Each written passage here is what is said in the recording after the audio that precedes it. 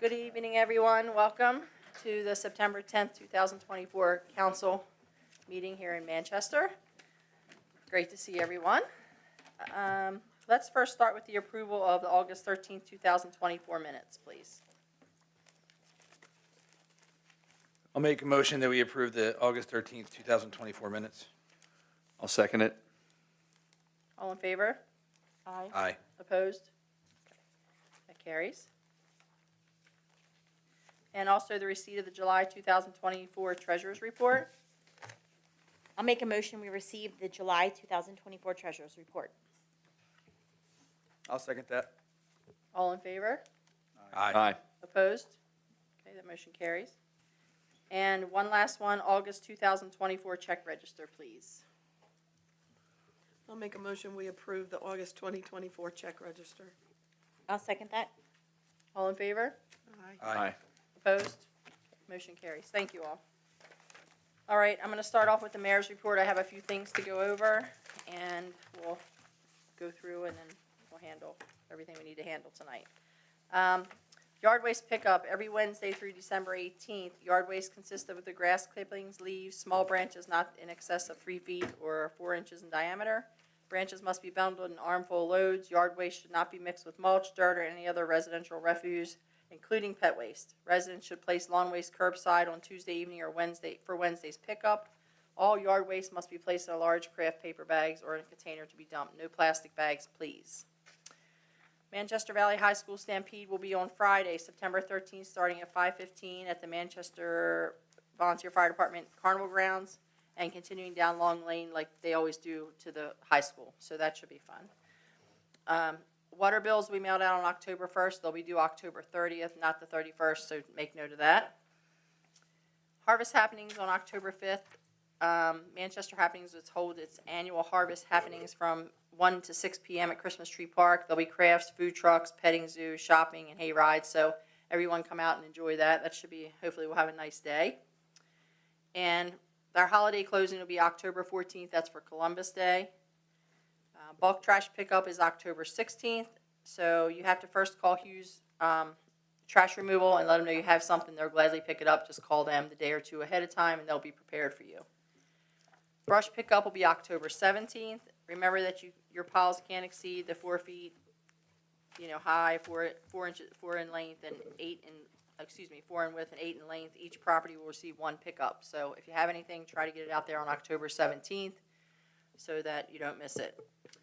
On October 18th and 19th, Charlotte's Quest Nature Center will hold its annual haunted trails beginning at 7 p.m. on Wilhelm Lane. So if you want to attend that, that should be fun. Leaf pickup every Monday beginning October 28th through December 18th. Just be aware that if the weather's bad, it may take Public Works longer to get to your streets, so please be patient with them and try to keep them so they're not blowing all over the place the best we can. Halloween, October 31st, trick-or-treating will be from 6 to 8 p.m. this year for children 12 years old and younger in costume to those houses with lights on. So if you do not want to participate, please turn your lights off. If you do, please participate. Questions on the Main Street paving. I've been hearing a lot about the Main Street paving.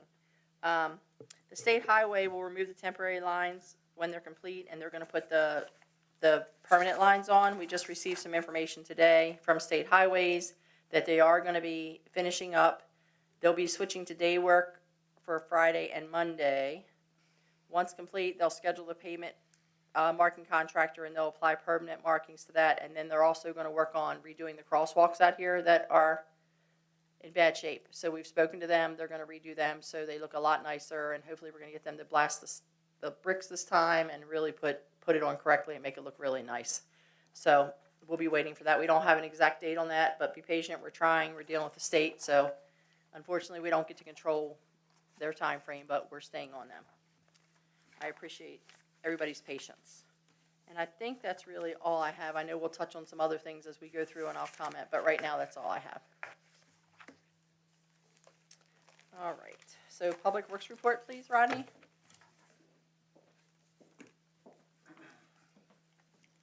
Good evening, Mayor and Council and members of the community. Council, you should have the water and wastewater data report in front of you. As you can see, we're trending very well, back to where we like it. We like it 300,000 gallons or lower monthly average. For water and wastewater, the York Water Tower Rehab Project is chugging right along. We should see beautiful blue by mid-October. PFAS mitigation project, we're still waiting for MDE to give us grant eligibility determination. We're expecting that this fall. The lead and copper rule revision update, we're 90% complete with the inspections in town, and that was anything built in 1973 or older. And right now, we have a lot of work to do putting all the data into the MDE provided spreadsheet. So thanks to Danielle and Delbert for helping me out with that. The Christmas Tree Park East End Playground toy replacement is installed and turned out really great. Also, Christmas Tree Park, the swing set installation, one of the two has been installed by our staff, and we have one to go. Also, the toy tot lot playground at Crossroads Overlook, the materials have been ordered for that, and that's a complete rehab. And we're thinking October, mid to late October on installation on that. We had a big tree removed at High Street and Main Street, and that was Apex Arborist. That went well. And lastly, the storm drain rehab project for this year, this fiscal year, was awarded last month, and we expect work to begin late September, and there's 19 locations included with that. So that's all I have. Everything went okay with the water main break at Southwestern and Charmel? No? Yes, ma'am. Okay, good. Yeah. All right, thank you. Thank you. Any questions? No? Good. Alex, Town Administrator report? Good evening, Mayor and Council. I can't remember if I gave you the letter previously or not, but we have been approved for our redesignation for a sustainable community. I put that letter in your packet, and we are not due for renewal to early 2029. So that opens the gateway for a lot of good things that we do. And of course, we have a committee meeting this Thursday here at Town Hall. With the help of Kelly, we have applied for the FY26 Community Parks and Playground Grant. The application is for resurfacing of the tennis courts and for putting the different ADA compliant surface in the ADA playground that we have up at the other end. So it's not, there's two types of surfaces. There's the pour and play, which I think we're all familiar with. They have one at Cape Horn Park. This are in squares. So if a square is damaged, you don't have to cut it out and re-pour it. You just take the square out, reapply a new square. It meets all the safety regulations equal to pour and play. So we're hoping we get that. That totaled to be about $210,000 for both projects together. So we know we have some funds available to put into the playground, and then we have a little bit for the tennis courts. So that's not till next May of 25 when we'll find out whether we get that.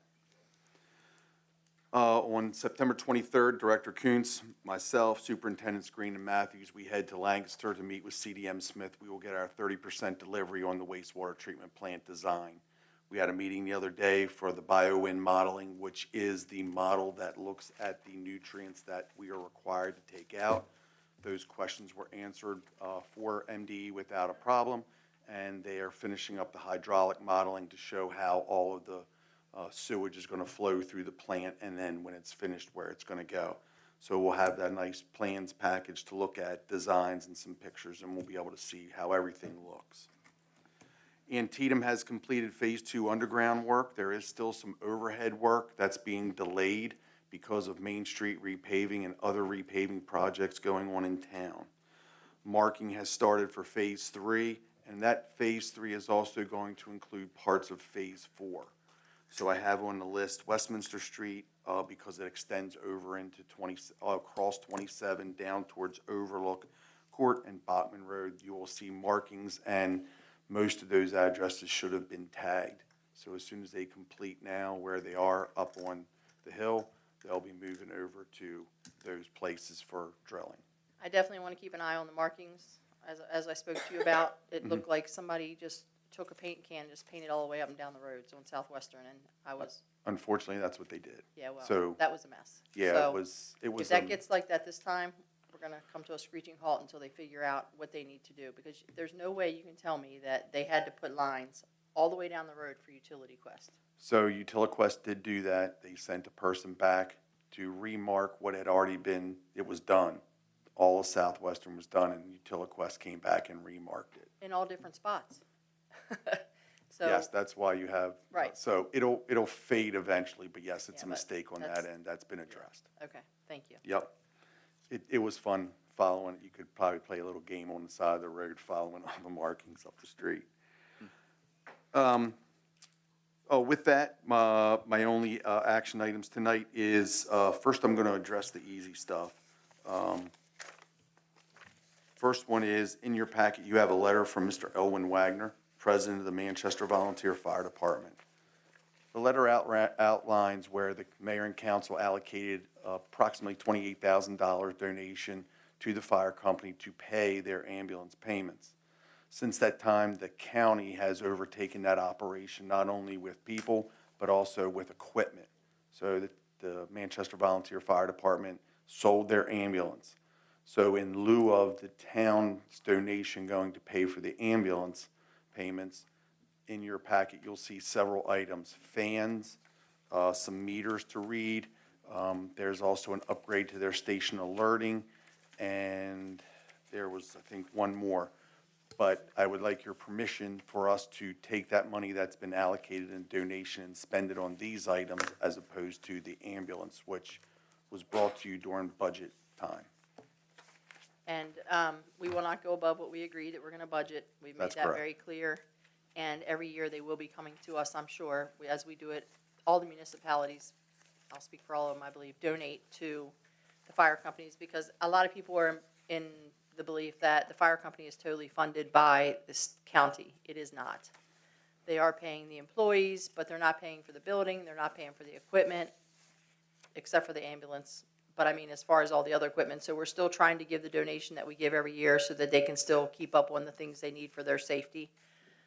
Again, it's all budgeted, and we have asked for allocation, so we're just not giving the money and it's sitting somewhere. So, just so everybody knows that. The one part that I did not mention in their request is the hose that they're going to use on their brush truck. They're replacing the hose. So that's all in there for your view. And if it so pleases the mayor and council, I'd need a motion to approve this so we can allocate that money this way. Does anybody have any questions on it? No?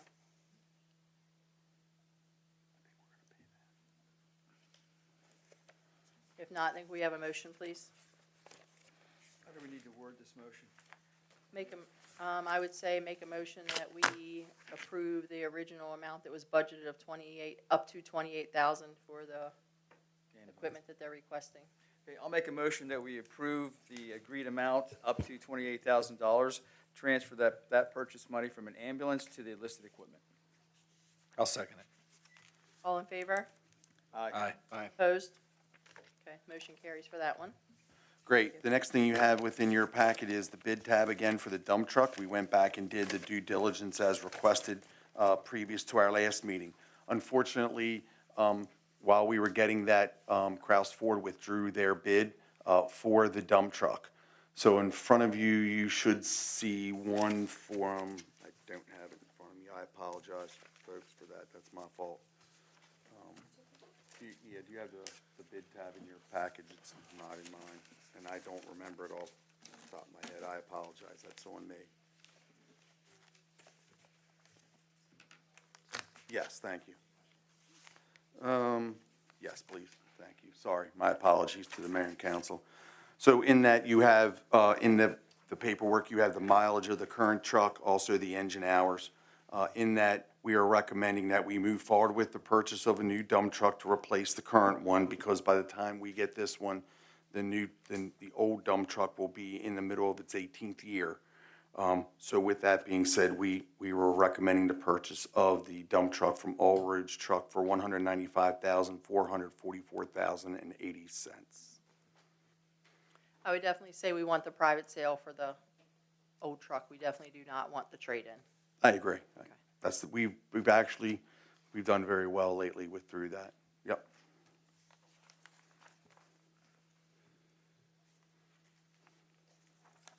Is there a rule with regard to 18 years of service? I see that every 6 months we have to be inspected. Correct. I thought that was an NFPA regulation, not a DOT No, it's regulation. DOT standard, because it's see, the difference between these two trucks is because of the weight. The current dump truck has to go by DOT standards. The new truck is under that weight. It doesn't meet those inspection requirements. But when you specifically pointed out mid of the 18-year period, what is that, how do we interpret that? Is that like an industry standard that, hey, when you have a truck that's got 18 years of service, regardless of mileage, it's time to think that? Thank you. What I'm trying to relay to the council is that when we order now, the chassis comes in, then all the fitting does, and by the time we put it in service, it's gonna be into the middle of its 18th year. Right. So we have to maintain and service that vehicle up until we get delivery of the new one. So that's all that's meant to say. So other than the 17,000 miles and the 3,000 hours of service, to extend the life, we would have to do work to the exhaust, air tanks, air conditioning, hydraulics, springs, and control modules, and a few other things for $23,000. No, there's more into that. There's also, if you look further in that, it talks about fitting out the new dump. Look, hydraulic option equipment. 3, refurbish the truck only and run as is. Okay, so yes, but that means the dump and the hydraulics and the plow would remain the same. So it's meant So to be. what's wrong with the current dump, plow, and hydraulics? So their age, 18 years, that's all original equipment, okay? It does tend to break. It's been through salt, all the things. As I said last week, mileage and engine hours are never going to be high on our vehicles because there is no reason unless there's a disaster of some sort for them to leave town. So they're town miles, but they're all hard miles within town. But with these being diesel trucks, they should leave town, at least to run the bypass or something and blow them out every once in a while. To do a diesel engine justice, you have to run it hard at some point. Whether we take it to Westminster on 27 or something, just doing 25 miles an hour around town is not good for any diesel engine at all. You have to run them and get some of that blown out to make them maintain, no matter what the truck, whether it's a F-150 or a car, whatever it is, you have to run them. That I agree with, but I think you're talking about everything else, the plows and the hydraulics and all that. Yes, ma'am. But I would also use caution in saying so that means we're going to spend employee time, fuel, and all the other costs. But if we're and looking at a truck that more people can drive, I- if they're going to class or something in Westminster or something, they could, in theory, take that on occasion. I understand what you're saying about blowing a diesel out and getting it time on the road, and I don't disagree with you. There is no town policy that allows for taking the vehicle out of town to do those things to run it hard. We don't. But I think Don't if take we our- don't, then that's definitely something we as a council need to look at. I- Because if we're gonna purchase and continue to purchase diesel trucks and diesel vehicles for our guys, we're never gonna get the use out of them the engines can do if we're not cleaning them out every once in a while. You have to. So that's something Okay. we're definitely gonna have to look at. Okay, I think that's something that we can look at for future, but we have to decide for now what we're gonna do. It's not gonna change anything right this minute, I guess. So, let's figure out what we think we should do. I mean, I will say, next year when we do the budget, we're gonna thoroughly go through before we make any approvals for equipment and answer all these questions so that we're not sitting here doing this at meeting time. If I may, I think my frustration is not just the cost of the modern equipment, but we didn't seem to rotate our vehicles. In other words, a lot of it came at one time, it feels like to me, and I could be not correct with that. Like the pickup truck and whatever else, and now another, and I know we talked about it, I got all that. I'm just thinking if down the road, maybe we have to rethink that as well and say, okay, this truck needs to be, instead of doing all these, am I wrong? Am I misremembering? No, we are packed into, we have that coming up again in 2 years, Yeah. where you have 3 vehicles that are all the same age. Maybe that's my It frustration. hits all at the same time. Is what you're Yeah, saying. I that's can what I understand thought. that completely, and that's something we can tackle during budget time Either or have a we vehicle rotation Extend policy. life for something to get it into another cycle. So that's my frustration, being hammered here with all these vehicles. And then, of course, on paper, it's like, there's not that many miles on, it, but we all understand these are grueling miles because short-term driving is hard. There's no doubt. You know.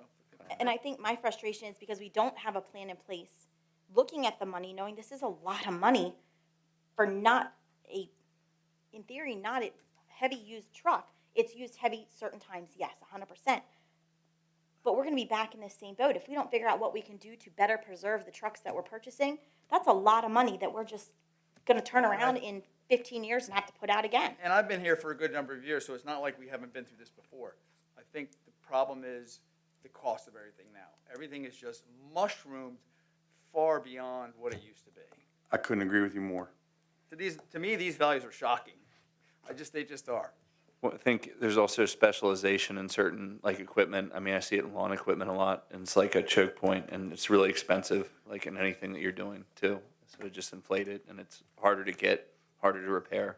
I guess what we can think about doing in the future, or my suggestion would be, I mean, this is my first year back. I mean, I did council for a long time, but maybe we can sit down and figure out a plan of how we can stretch out a little bit instead of having 3 of them all at once, that we can stretch them out every several years. Like the police department, for example, rotates theirs out. We went through that a few years ago with them, same thing. Not anywhere near as expensive, obviously.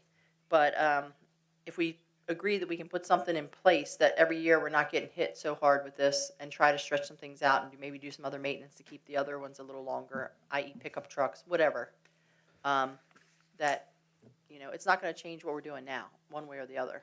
So it's just a matter of putting something in place for future, and we can certainly look into that. If we spend the money to refurbish it now, just do a refurbish, how long does that last? Can't guarantee, I don't know. I've never, I'm not a refurb kind of person, but it is an option where we felt that it was important to provide. Now, the only problem with that is if 6 months down the road something else happens, then we're stuck, you know, that's the only problem. And the things that are on here on the refurb are things that, rear springs, they're going to wear out. They're things that they make sense that they're going to wear out. Control modules, they're electronics and things, they're going to get to the point where they're at the end. It doesn't matter whether it's a, 17-year-old truck or a 12-year-old truck. They're going to have their wear.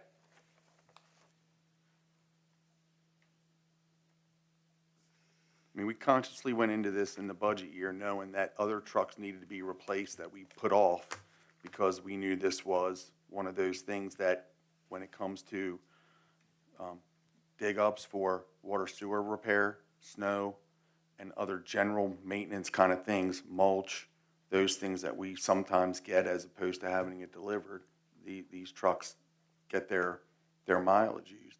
I mean, if we signed and put in for today, we would not have this for this winter. We would likely be 8 months out, 6 to 8 I would months say out. we would have it sometime in the mid to late spring, and that's a April, fair, April-ish. I think that's a So- fair assessment. Would we and then have to put out that 23,000 to rehab that or to refurbish that truck to make it through the winter? No, we would only require what's required based on the DOT inspection to make it roadworthy. And we would hope that the axle doesn't snap, the transmission doesn't go up during the winter while we're using it. That's just the gamble you take when you are ordering a large vehicle like that is not ordered in bulk.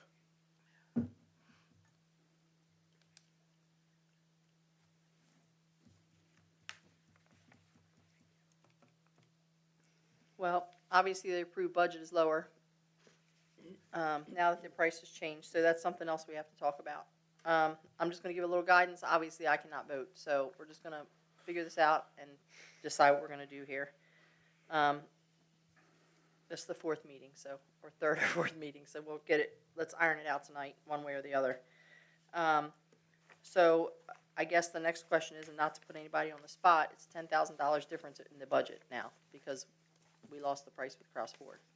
So do we have plans for where that would come from?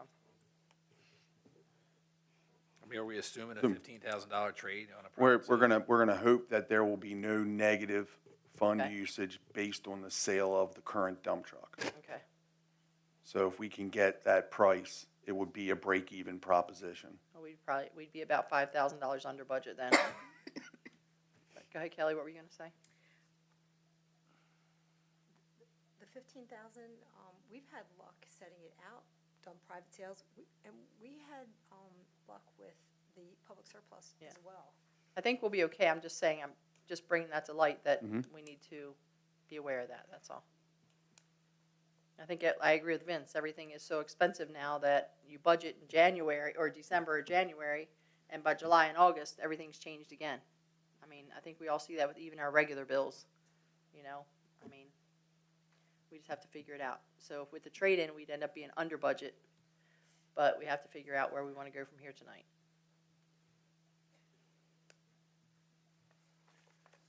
Well, unfortunately, I don't really see an alternative. We need the truck, and we have to look many years into the future. I would just like to see a plan Okay? of, a rotational plan, if you want to call it, whatever you want to call it. I agree, So that and this if- doesn't happen.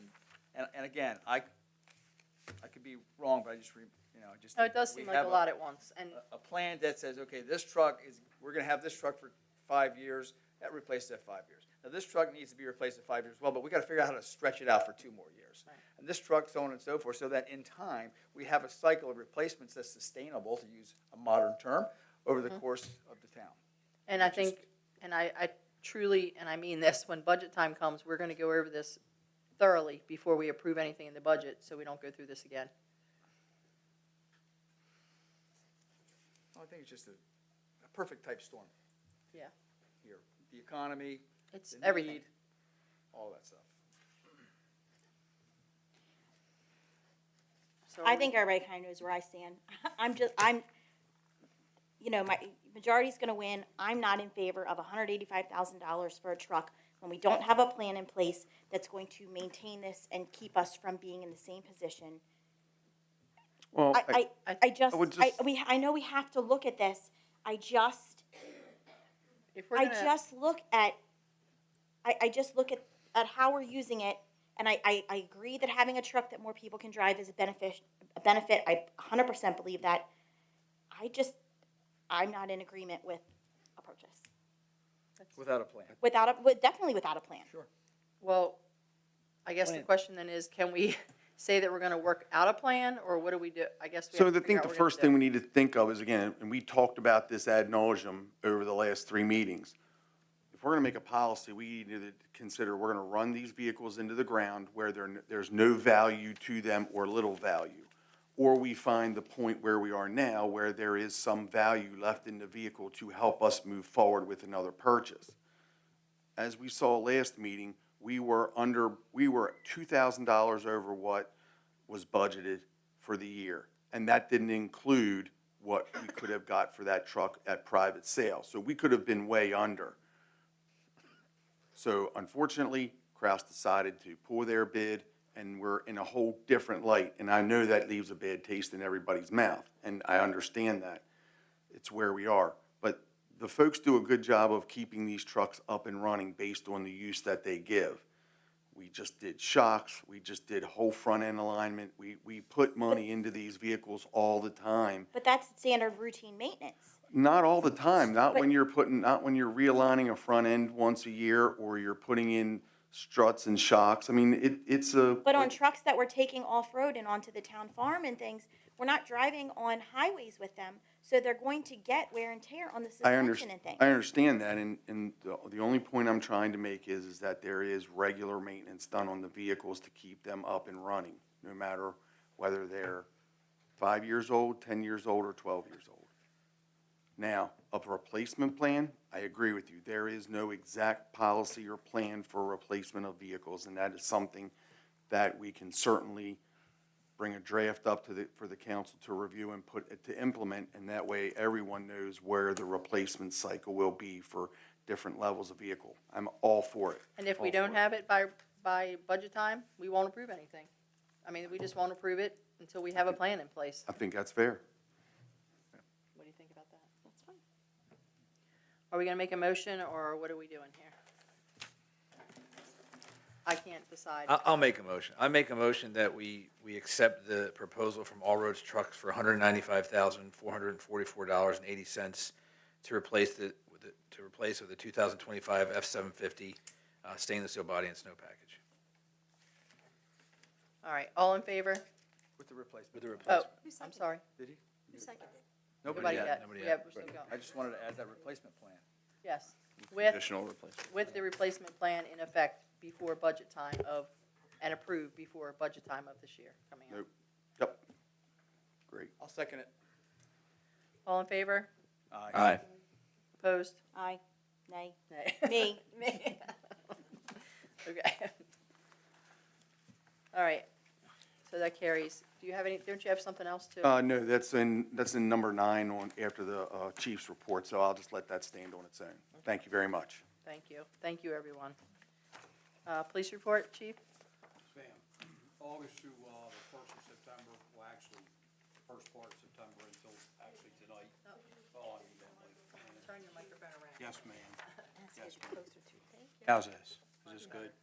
All right, August through the first part of September 2024, the officers handled 268 calls for service. We're averaging anywhere from 20 to 25 calls for service outside of town, which includes Hampstead and the surrounding areas to assist the sheriffs. We did handle 1 Part 1 crime for this month that involved an isolated assault. Excuse me, isolated fraud. And then we did have a juvenile assault. We had a fight down sheets, pretty much all juveniles involved. We have most of them identified. We're just going to decide which way how we're going to handle that with the juveniles. I think the oldest one was 17 years of age. Traffic enforcement continued. It was 194 citations, and 10 of which resulted in criminal charges. And out of the 194, the hardest hit was our August 14th to September 9th. We hit the Whispering Valley area, Crossroads, Main Street, all surrounding back to school. So a large portion of the citations were through there. Mini Drive, we did find that the biggest issue we're having right now is traffic's going up Friday and are hitting Bachman. And then Bachman on to Westminster. We had to talk to the parents that were up there with the school kids, because what was happening was there was a lot of drop-offs. They were blocking the stop sign. So it kind of put us in a precarious spot, because the drivers would come in, creep into the intersection, and then go because they couldn't see the stop sign. So Spencer did have a talk with a couple of parents up there so he could increase traffic enforcement, which we're going to continue again the remainder of this week and into the next couple of weeks, especially during the morning hours. Overdoses, great news there. We're continuing that 40% to 45% decrease. It's actually 43% right now, 135 to 223. The fatalities, it's a 52% decrease, and that's across the board in the county, so they're excellent numbers. It's great seeing the reports in the morning coming out of Haida, where we had 0 overdoses to report, so that's pretty good news. It's the High Intensity Drug Trafficking Task Force. Manchester's holding at 1, Hampstead has 7, Sykesville has 1, Tawnytown is 10, Mount Airy's 2, Westminster only gained 5 last month, which is very good news. They're at 39, New Windsor at 2, and Union Bridge is at 1. Crime year to date, knock on wood, 3 Part 1 crimes. We have 8 crimes total, and most of them are cleared. We do have a few exceptions with the fraud cases, and we had an interesting fraud case take place up on Corona Court. We're looking into that one, and but overall, the crime in Manchester is very low, so that's great news. School started, as we know, on September 3rd, and unfortunately, on the first day of school, we had a pedestrian struck. The young person is a Manchester Valley High School student. The driver and the student that was struck is okay. He's got some bruising on the ribs, nothing major for internal injuries. He did have to go back to the hospital. to get treatment the next day because he was suffering from some pain on the side, but everything's okay. That investigation is still underway, but I just caution these kids, and hopefully the parents talk to them. They cannot dart into traffic, because that was the end result here. They were running between houses. They ran in between 3012 and 3016 Main Street and directly into the path of the car. The lady there was no way she could stop. So, but that investigation's still underway there. That's about it. Okay, before we go any further, let's address Mindy. Mindy Drive. What information do you want on Mindy Drive? I have spoken to Mr. Kirk twice. I told him I would get back to him, but did not have the findings until late last night, I think, when we spoke. I know you've been doing some traffic enforcement there because I've seen it. I'm kind of curious what's going on there, and I would like the numbers since everybody's here tonight for Mindy Drive. And then I have something else I have to share, but I'll wait for you to tell that, and Okay. I'll share my So- part, and then we'll let everybody speak. So we did run that study. The study was ran from August 12th to 9/9. Mindy Drive going towards Burt Fowler, there was 7,500 cars passing through during that time. The highest speeds appear to be 0200 to 03 in the morning, and they were averaging right around 30. I think the highest was 39. The average speeds across the board for Mindy Drive going towards Burt Fowler they're all staying in the low 20s. I mean, that's just a fact. That's with the two mechanisms that we're using up there. When you look at Mindy going in the other direction, from 812 to 89, we had 5,742 cars pass through. And you look through Monday through Sunday, the average, I'm saying the average, is 22 miles per hour. You had the highs, the highest was 39, and again, it's in those early morning hours. And that's the fact with those speed cameras up there. So, And we do, as you said, the traffic enforcement was increased, and as you heard us, we got one big, and it's going to get worse, I've said this time and time again, we have a bypass issue. And just unfortunately, when builders were building way back then, they created these connecting streets, and Route 30 is growing, Pennsylvania is growing, and the traffic is unbelievable southbound in the morning. It's absolutely unbelievable. And unfortunately, our neighborhoods are suffering from it. And the officers are out there, but I will tell you, and I see some retired police here, they know how the game's played. It's like a yo-yo. When you put the officers in one section, you can quell it, you can get it done, but as soon as they move, they fall back in the pattern. And then when we go back, we have to do it all over again. So I can't knock. When I look at our town as a whole, and I do live here, when we're looking at our crime stats and we're looking at this as a problem, I'm okay with it. I'll be honest with you. I see the speeding, it frustrates me. I see them more in my personal car than I do in my police car. And it is frustrating, especially when they go blowing through the stop sign. And a lot of time it's our residents. We had one lady we stopped. She told me I was the one that stopped her. Sir, I'm the one that's complaining. Well, that doesn't give you a pass. And unfortunately, it is I like to say, yeah, there's a lot of Pennsylvania people coming through, but we have a large amount of residents that are in a hurry. So we're working against each other. And I don't know what that answer is. well, after, You have to use a microphone. in a minute, we'll let all the residents speak. After the last meeting and everything happened, when we talked about the speed, I was given quite the earful by several residents in the neighborhood. Oh, I'm not saying Mindy Drive, I'm not gonna say where they live, but in the area, In Manchester Farms. Manchester Farms, including Mindy Drive, and this happened to me, so I'll speak. Twice I had to stop because there was kids in the middle of the road, and I was doing 18 mile an hour, so I was able to stop, okay? And one time I was doing 19 mile an hour. I do it on purpose because I know that the kids are out there playing, and I love to see kids playing. I raised my kids here, but I got an earful from several people that live near there, and they said, I'm tired of stopping my car for kids in the road. I understand kids play, but if I'm doing 20 mile an hour, I still have to stop my car if the kids are in the road. And all I asked is that we're gonna do our best on the speed side, but I'm asking to please teach your kids, ride on the side, or if you're gonna ride in the middle, when you see a car, just go off to the side. I had them stop right in front of me and look at me. I mean, you have to, there not has to okay. be something that has to give here, it has to go both sides. And I don't wanna see anybody get hurt, I live there. But I also think that we have to cooperate and also teach our kids as well as, I mean, we have these adults at speed, I mean, what are you gonna do with them? I mean, give them a ticket, but, we have to all work together here because it's a combined mess, really. Melinda, I've seen adults walk on the street, like, and they're in their phone, and like right next to a sidewalk as well. And I'm not mitigating No. anything because people speed through my neighborhood and it concerns me greatly. But yeah, there's a couple people, and I'm just looking at them like, And I'm what are not you saying- doing? Look, I totally disagree with the way they're speeding and what they're doing. I it's see awful, people yeah. speed through there. I had somebody pass me on my street.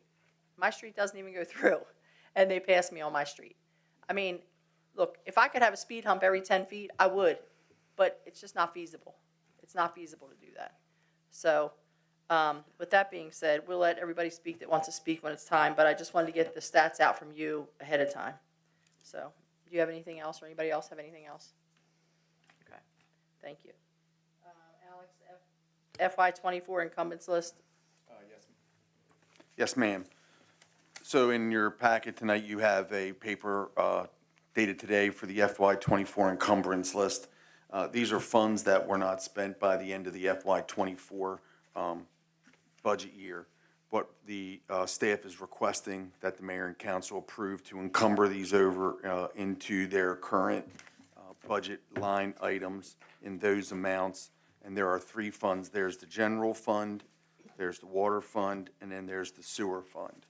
Kelly, they do we would have be- to do them separate, or can we do them all at once? You can say, general fund total of, Okay, and, see list. Okay. I will list them out. Okay. in the minutes.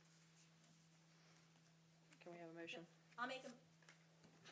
I'll make a motion, we encumber the FY '24 funds for the general fund, $150,900, to the water fund, $54,000, and to the sewer fund, $61,500. I'll second the motion. All in favor, sorry, Aye. all in Aye. favor encumbering the money? Aye. Aye. Opposed? Okay, motion passes. Thank you very much. All right, the discussion of ordinance number 262. Increasing the salaries of those positions with the next held elections in May of '25 and May of '27. So just so it's clear, anybody that is on the council now, or me, unless you win your next time up election, you will keep your same salary. If you do not, and you run in the next election, next year, and you win, you will get the new salary, and so on. Okay, so don't, anybody, just so you're clear, there's no increase in salary now. So the council goes from $2,400 a year to $4,000 a year. Annual salaries paid on a quarterly basis. The mayor will go from $6,000 to $8,000 annually at the next election, which will be 2027. Correct? Yes, 2027. Whoever the mayor is at that time. So it's a $2,000 increase and a $16,000 increase per year. No, 1,600, not 16,000. 1,600, apologize, that would be right. For the increase. Obviously, nobody here does it for the money. Everybody does it for the love of the community, but. 16,000 maybe. Yeah, 16,000, sorry, 1,600 and 2,000. So, if that's in agreement, then we would ask for a motion to approve that tonight for the next set of elections. And we do not need a hearing for this one? For this No, we ordinance? brought it up the last Okay. meeting. Yeah. I mean, if there's anybody who wants to comment. Yeah, if anybody wants to comment, they're certainly welcome to.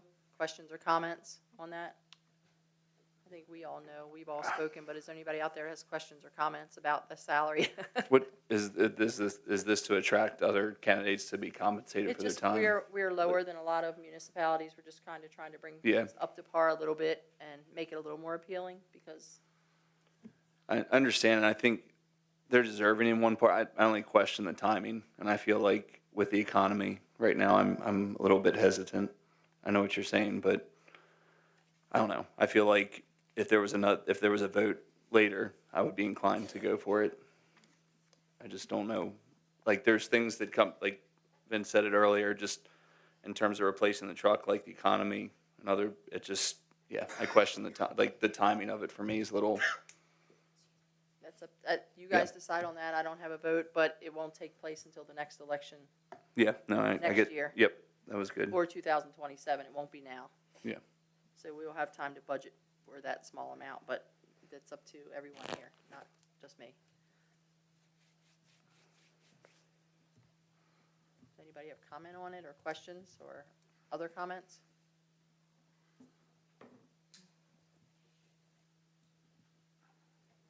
Remind me again who's up in May? Who's up for election in May of 2025? Chris, Vince? That's it, correct? And And Debbie? Debbie. And then 2027 will be myself, you, and Ryan. Council, Ryan, yes, okay. So you all have to wait 3 years. We have to wait till 2027, yeah. That won't happen for 3 years.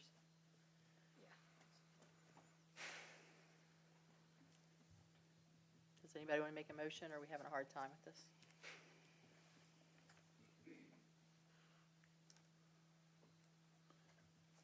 Is this something we can revisit at a later time within the year or no? I Or mean, next year? We can, but we need Okay. to budget for it, that's one thing. Okay. The other thing is, we're already pushing it off till next year. Yeah. So we have to figure out,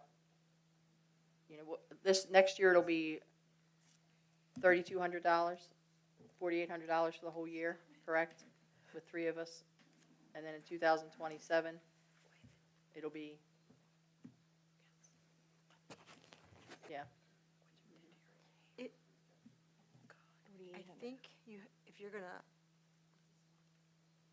I think if you don't act on it, I think the charter says you have to specify a date in the future that you will act on it. Double check that. okay. Is anybody, When was the last time there was an increase? I'm just curious. I was on council, so it's been, I think it's been 6 or 8 years, I think, I think it was like 6. yeah. It's been like 6 years. And are we the lowest municipality in the area? We are, I think, the lowest, or tied with the lowest, yes, out of all 9. In doing the study to review the salaries, we are, by size, by pure population, we are the lowest. When you look at pure salaries, unencumbered by any other metric, it's very diverse, where the council people in other jurisdictions are very low and the mayor's very high. So this actually brings us, from a population standpoint and a salary standpoint, almost right in the middle of the pack. We're not high, we're not low, we're in the middle.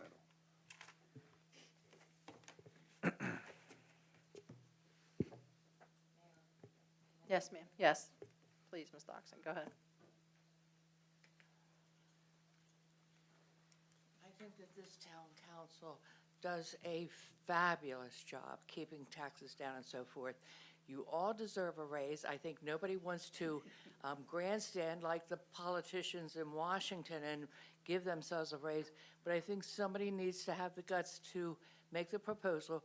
You all absolutely deserve it. You do a fabulous job with Manchester, and so somebody do it. You deserve it. Thank you, Ms. When Doxson. Ms. Doxson makes a motion, someone should make Ms. a motion. Doxson makes a motion, that somebody should All make a right. motion. Thank you very much. I will make a motion that we approve the raises scheduled for 2025 and 2027. And I'll second the motion. All in favor? Aye. Opposed? Nay. Ryan doesn't want to raise on his next election. You all deserve it though. Okay. So the next is questions or comments from the community. Mr. Kirk? I'm sorry, I didn't hear you, Mr. Kirk. Okay, okay. I apologize for coughing. I only picked you because you were signed first. No reason. Figured I'd better get up here before him. I'm Chuck Schneider. I live on Mindy Drive. Lived there for about 38 years. I think they need to consider a couple of things. Originally, Southwestern was supposed to go all the way to Cape Horn. That was the plan. That didn't happen for some reason. So now we have 5,000 to 7,000 cars going through there in a month. That road was never designed for that. The thing you really need to take note of is, I'll just use two roads, connecting roads for an example. Nevada and Southwestern. They're about 34, 35 feet wide. And they have a sidewalk on both sides of the road. So most people that live in those areas, or people walking in those areas, are walking on the sidewalk. Mindy Drive is 10 feet narrower. The only way to get from point A to point B, or walk your dog down the street, or a kid riding a bike, is ride in the street. Now, if you have a vehicle going, let's say, for example, 10 miles an hour over the speed limit, let's say 8 miles an hour over the speed limit, and they are this far away, and you're all the way over to as far as you can get, that 35 or 30 mile an hour speed is a real issue, especially if it's a kid riding a bike or kids just darting out across the road. If you're going 20 mile an hour, if they're going 20 mile an hour and a kid darts out in front of the road, you can stop, just like you did.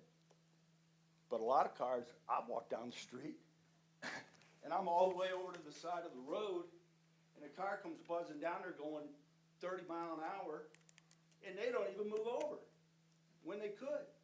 So that's a unique situation that we have on Mindy Drive. It's a very narrow street, and 5 miles an hour over is an issue. A lot of them just aren't going 5 miles an hour over. They're going 10, 12 miles an hour over. I watch where they go.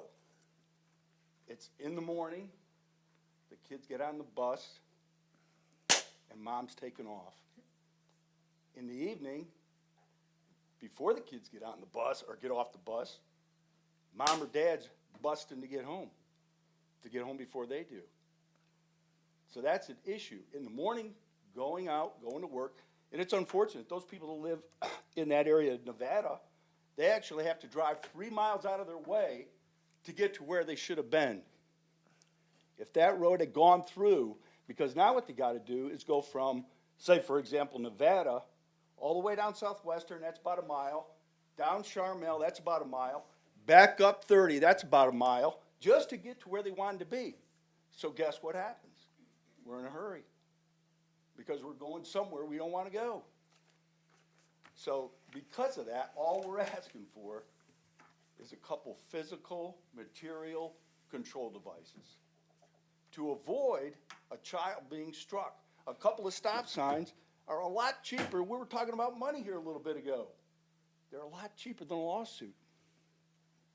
You see, there's something in the law that says when you don't know there's a problem and you have done nothing about the problem that exists, but you don't know that it exists, you're pretty well protected. Ignorance is bliss. But if you know there's a problem and you don't address a problem appropriately, there's an issue. So that's all I got to say.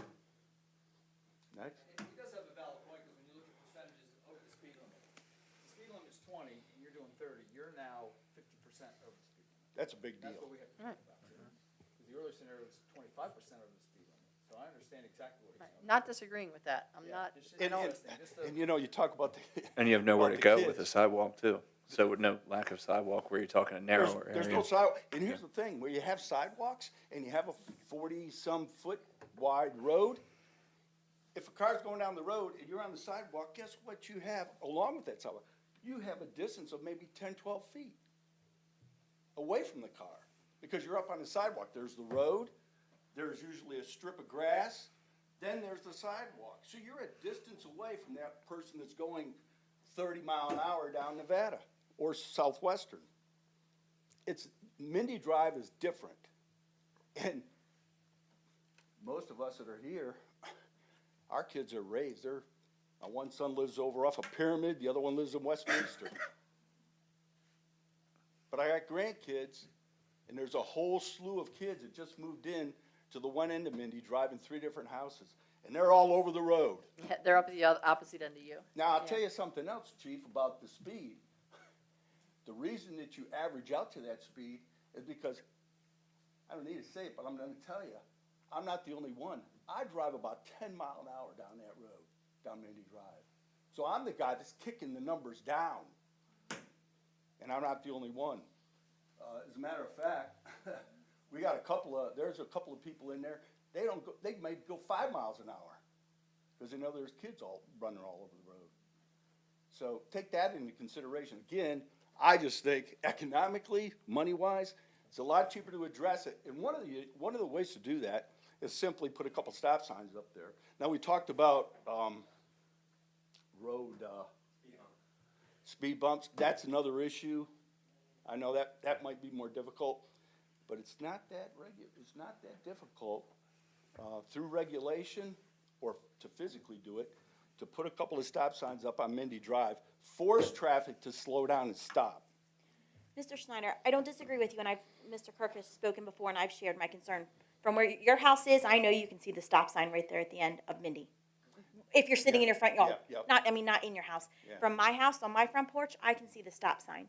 And unfortunately, I'd say a third to half of the cars don't stop at the stop signs No, when they they come don't. out. So my fear is putting the stop signs in is not going to, yes, it is a lot more economical, I agree with you on that, but I don't think it's going to fix the problem that we have, because I think what's gonna happen is if people get to, let's say we did one right there at your corner, Patricia? but at Patricia, they'll slow down, but they're not gonna change their habit. They're not gonna leave their house 30 seconds earlier or a minute earlier to get to their destination.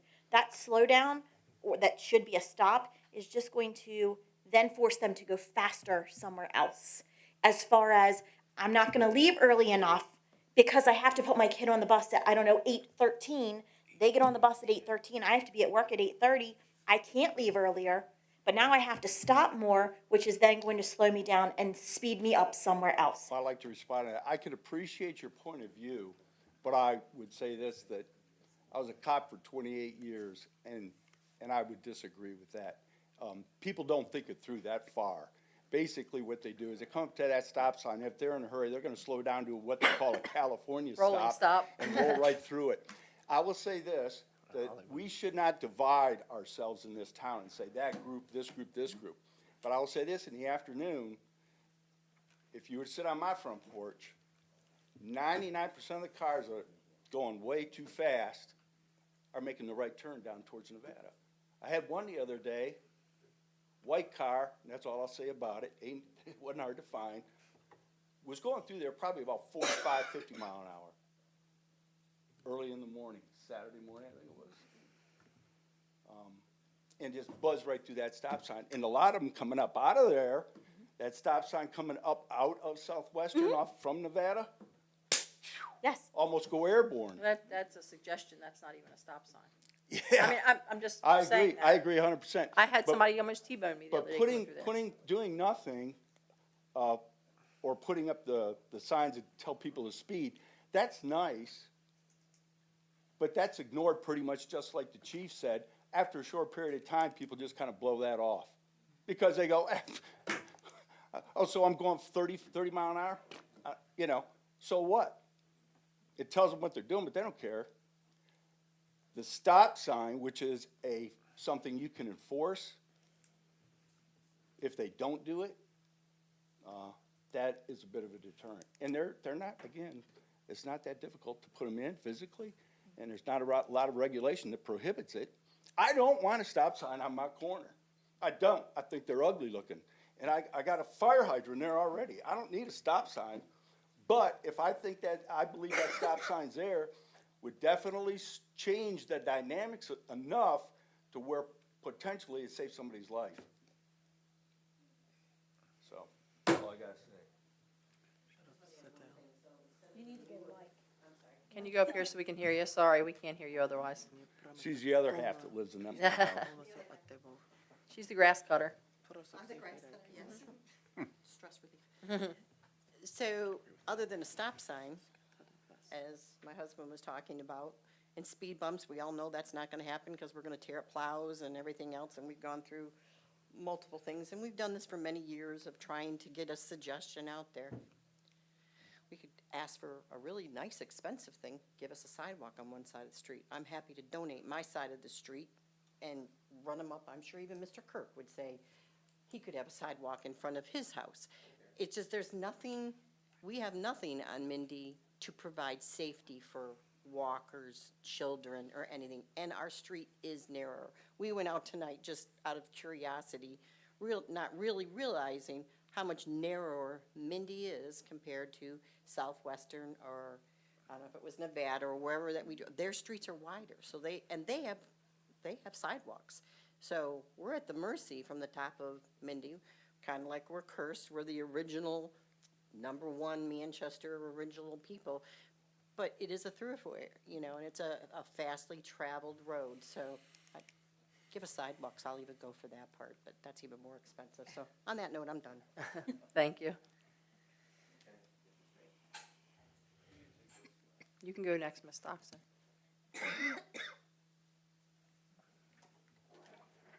You guys all know me. Tom Kirk, I live on Mindy Drive.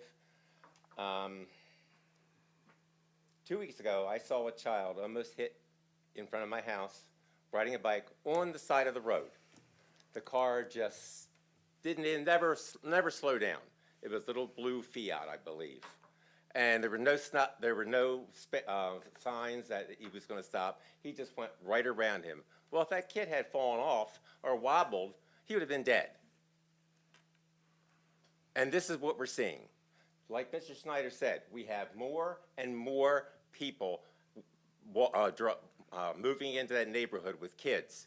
And they have a right to ride the bike wherever they want to. That's the way I grew up. That's the way I want my grandkids to live. My grandkids come over. Their grandkids come over. Their kids live right there. They have a right to be safe on their own street.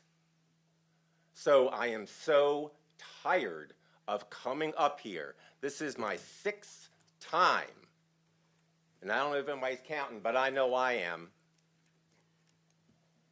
Something needs to be done. And not 2 months from now, not 10 months from now, you guys always say, oh, we're going to look into it. Bull crap. You don't look into it. No, absolutely not. That new solar sign that was put up about 2 months ago, that's a joke because it's right next to the other one. So people coming up Mindy Drive from your neighborhood know that they can just go as fast as they can, and I watch them. And then they get past Chuck, Buck, and Chris's house, and then the brake lights go on. So you're not getting realistic data. You're getting bull crap. You're getting things that aren't real. And we're all tired of it. I am so tired of it. My wife is concerned I'm going to have another coronary, and I'm just about there. School buses. This morning at 7:43 went up the street at least 40 miles an hour. The school bus. So somebody here needs to contact the Board of Education, Transportation Department, and speak to someone. Did you get the bus number? No, I did not. It was going so fast. I'm only asking. I'm asking because if you have a And bus plus in the number- afternoon, another one came down. Okay, well, I would, So someone here needs to call the Board of Education and say, slow these drivers down. They're dropping them off. They're in a rush to get home. That needs to be done. And not 6 months from now, but like 6 days from now. This is what, Tuesday? It should be done by the end of the week. And if you want numbers off buses, I'll stand out there and I'll give you numbers. Because I'm out there all the time, yelling and screaming at people going too fast. And then they scream back at me, call me all kinds of horrible names. They give me the finger. because I'm trying to live on a street that's safe for me, for my wife, for my grandkids, for my dogs, for these people. And nothing ever gets done. You people need to do something now.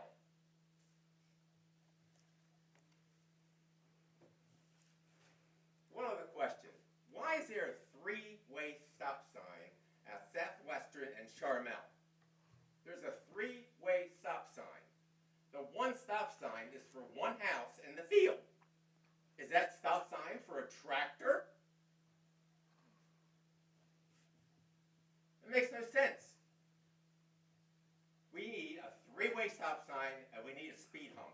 And don't give me this stuff about the bulldozers and the snow removal. My son lives in a neighborhood in Timonium. Every road in that neighborhood is safe. They have a little speed hump. And if the people know it's going to be there, they will slow down. All these solar signs are a joke and a waste of money. It is not realistic. It is not realistic. I'm not gonna speak for everybody here because I can't.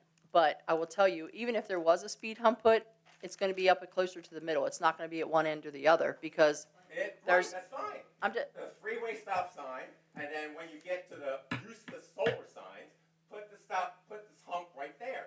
That way they have to stop, they'll go a little further, they have to go over the hump, and then they'll be up on Bear Fowler. That makes sense. But everything here makes no sense to me. So. And I'm not coming back here again. I am done coming back here. So get it fixed. Okay, well, I'm gonna speak for a second. I'm leaving. Get it Goodbye. fixed. Good night. Have a good night. Yeah, you too. Okay, so I understand his point, Mr. Schneider. I understand your point and everybody else here. I live there too. I have kids that I've raised there. I have grandkids. Now, I know he doesn't think about the solar signs. I get they don't do anything. We did it to get data, as you know. Well, if I may, Yes. the last one that was put up, ironically, you want me to go? Yeah, come on back up. We Sorry, but they can't hear you. We apologize. It's so they can go through. One critical Okay. of interest.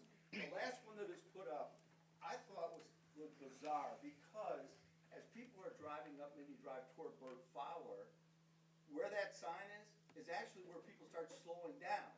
And the reason they slow down is because there's a curve there.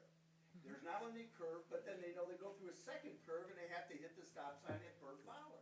So why in the world would you want to tell somebody how fast they're going there when they're already slowing down due to the lay of the land?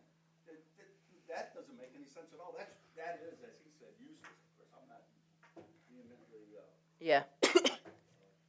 worked up about it, but that I think is the point that maybe he kind of skipped over, is people are already slowing down by the time they hit the point where you're gathering the data. The speed begins after that sign when they're going towards Southwestern. After that sign is where people start to accelerate, because they just went around one curve, they come around another curve, there's the It's a sign, straightaway. then they floor it. What I tried to explain to Mr. Kirk before is he wants everything at his end, and I was saying to him, I get there's kids at that end, but there's probably 30 at the other end. Actually, personally, I think most people want it right in the middle. That people are accelerating after that sign, they speed up, they're probably going 35, 40 mile an hour when they get really going, and then they hit the brakes. You stand in my porch and watch, they hit the brakes, probably about the end of my property line. That's when you see the brake lights come on. Yeah. And then they whip through the stop sign. I don't Yeah. know if that was any value. Okay. Chief, is there Thank you. a particular reason why that second sign was put there at that location? Yeah. So Zeb and them, after they put it up, the main reason they had put it there was the whole thing dealing was trying to capture the sun to keep the thing charged. Because of where the Then trees are Zeb on. agrees with what Mr. Snyder's saying. So we were trying to reevaluate and then maybe place it. The in one another coming down, position. Chief, the one coming down off of Bert Fowler, that's appropriate because The that's first. when they start to take off and they can Right. be in check. Oh, I'm going a little too fast. Right. but again, I will just point out that that road is so narrow, no sidewalks, and 5 miles an hour over, and people, a lot of times, they just will not even go to the side, kind of move over for you when you're walking down the street. They just want to stay where they're at, right down the middle of the road. That doesn't work when they're only 3 feet away going 30 mile an hour. Right. And they are going 30 miles an hour. By the time they hit in front of Mr. Kirk's house, they're going 30 mile an hour, believe me, at So, least. may I ask a clarifying question in regards to follow-up to the sidewalk idea? So, my house is in the original section 1, so I don't have a sidewalk. When I purchased my house, and this was 2013, my realtor said because I didn't have a sidewalk per town code, and it could have been a misinterpretation, that if the town was not allowed to, according to the charter or code or something, couldn't force me to put in a sidewalk, but if I chose to put one in, then I would have to maintain it. It is possible that it was a misinterpretation and a memory from I have a to long time maintain mine ago. on Nevada Drive. if But something yours was happens. there pre-existing, because mine never had one from the No, beginning. but I still have to maintain. mine. Yes, but I'm saying I don't have one, so there's not one to maintain. But if we were to put them in, would it fall then on the homeowners to have to do the original install as well as the maintenance? I don't know that answer. So when Mindy Court was broken open to make Mindy Drive, the mountable curb was used at that time under planning and zoning to maintain the green, not have a sidewalk, but the curb was mountable to go into your driveway. So if a resident would have to give up part of their property to create an easement for the town to put in a sidewalk, and then per current code, yes, they would be responsible for maintaining it and clearing it during weather. But the town would be responsible then if they got the easement to install the sidewalk, or the homeowner would then have to eat the cost of putting the sidewalk in. And that may not be something we know off the top of our head. So the town would undertake a public works project to install the sidewalk, and then it would become we dealt with this with a lady who came in from Washington Way in that neighborhood, right down towards Park, on the lower end of Park Avenue. She wanted a sidewalk from, it's all running together, from about Burt Fowler all the way into town to walk, and that would require all the residents giving up part of their lawn and this would be the same way for Mindy Drive, would have to give up their parts of their lawn to have an accessible sidewalk with all ADA compliance rules in place, so you're looking at probably a 5-foot sidewalk. And then they would become responsible for their portion of the sidewalk per town code. So everybody on the street would have to agree to that, giving up their property. Yes, number ma'am. one. Yes, ma'am. I for one, am opposed to that. That's too much of an expense for the, look, again, stop signs there. That's only one suggestion. That's just what come off the top of our head was a couple of stop signs. The sidewalks would be great in a perfect world, but I don't think that the town wants to spend that kind of money to put in sidewalks there to solve this problem. This problem it's not gonna be completely solved, but it can be controlled to a large degree with some physical traffic control devices. And if that's a couple of stop signs, again, personally, I don't want a stop sign in my yard, but I'll be more than happy to see one put there if it will slow traffic down. You're too close anyway. You Even know what I if- mean? It would have to be, by the time you hit the gas, you're at your house almost. You know what I mean? I feel like Yeah, I think, you're too close. It would have to be. Well, In my the opinion. reason we say that stop sign there is because you have Patricia Court. There's one stop sign there.